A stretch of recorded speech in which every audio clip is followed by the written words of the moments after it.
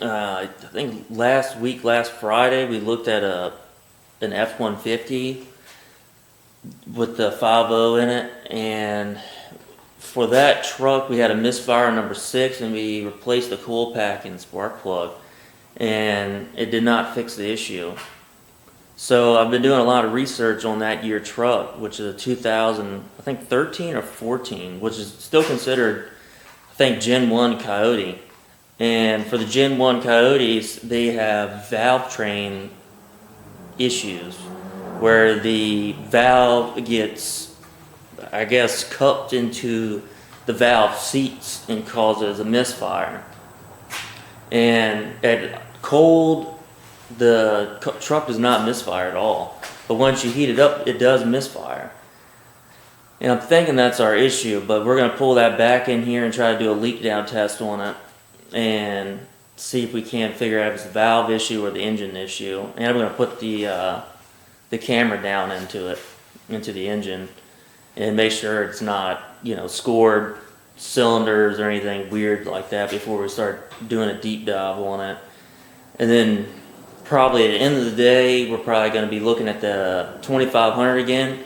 We're going to pull main bearing caps and rod bearing caps on that engine to see if we can get away with rolling bearings into it, or we're going to have to take the engine out and get the cam or the crankshaft machined and then still put new bearings in it, which is pretty unfortunate. But this is what happens when you get used vehicles. You really just don't know what other people have found and where people have gone to cover up these issues on a lot of these vehicles that we get.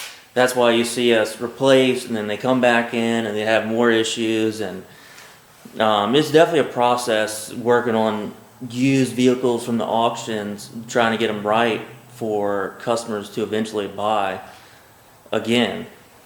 Sometimes we do get lucky, sometimes we don't. I mean, that's what happened to the Range Rover, the two Beamers out back. It's they ran when they came in, and now all of a sudden they don't, and that's because people are covering up the issues at auctions. The F-150 and pull it up and see if we can't figure out that one really quick so we can move on to the Dodge, because that one's a little bit more of a priority because it's been here a lot longer than the F-150. But the F-150, it is, I don't know if you guys don't know, when you buy a vehicle from the auction, you do have a period called arbitration, and we try to arbitrate vehicles when they're not advertised as what we're buying per se. So we're gonna have to look at it really fast. We got the F-150 back up in here, and I pulled out number 5 and number 6 spark plugs, stuck the camera down there and compared the both cylinders, and number 6 cylinder has oil all over top of it, and then number 5 looks pretty dry in there, and pretty much just took the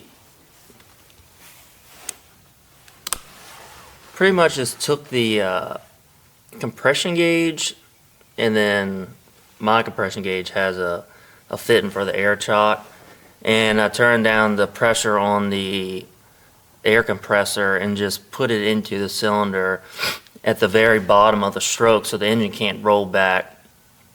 And at the bottom of the stroke, technically the valve should be shut, and in this case it's not leaking out the intake, it is leaking out the exhaust. And then I also did hooked it up with the pressure on it, and then try to roll the engine over and then bring it up so I can differentiate from the intake to the exhaust noise of it leaking.